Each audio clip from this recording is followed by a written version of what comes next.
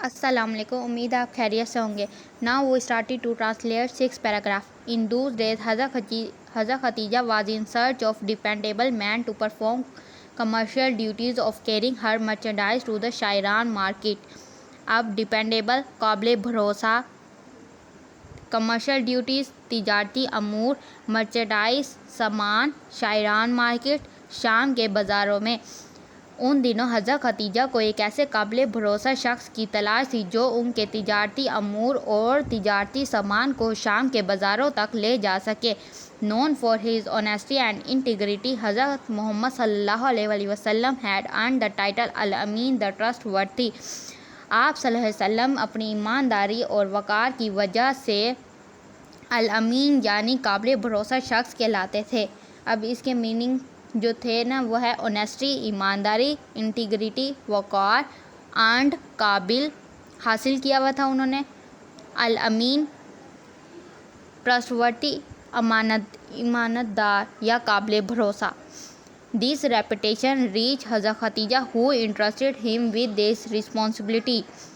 Reputation شہرت، reach پہنچی، حضرت خدیجہ کے پاس، who entrusted جنہوں نے یہ ذمہ داریاں entrusted آپ صلی اللہ علیہ وسلم کو دی. یہ شہرت جب آپ حضرت خدیجہ علیہ السلام تک پہنچی جنہوں نے آپ کو یہ ذمہ داریاں سونپی.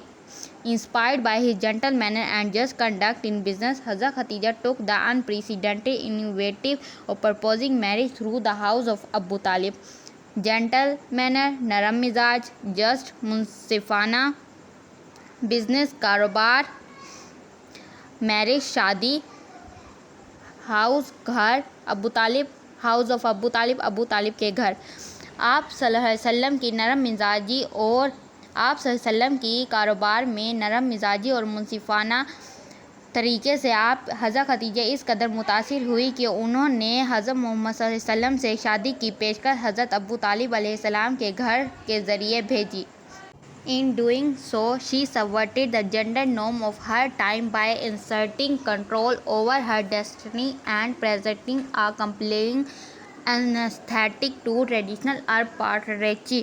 اب میننگ ہے subverted الٹا دیے، جینڈر نارم صنفی اصول، ڈیسٹنی قسمت کو، کمپیلنگ مخالفت یا اعلیٰ کردار مثال پیش کرنا، یہ کیا ہے. پیٹریارچی پیرانہ نظام، ایسا کرنے میں اپنی قسمت پر قابو پاتے ہوئے اپنے وقت کے صنفی اصولوں کو بدل دیا اور روایتی عرب پیرانہ نظام کے خلاف ایک زبردست مخالفت پیش کی. Their marriage proved to be a great partnership characterized by mutual respect, emotional support and shared spiritual purpose.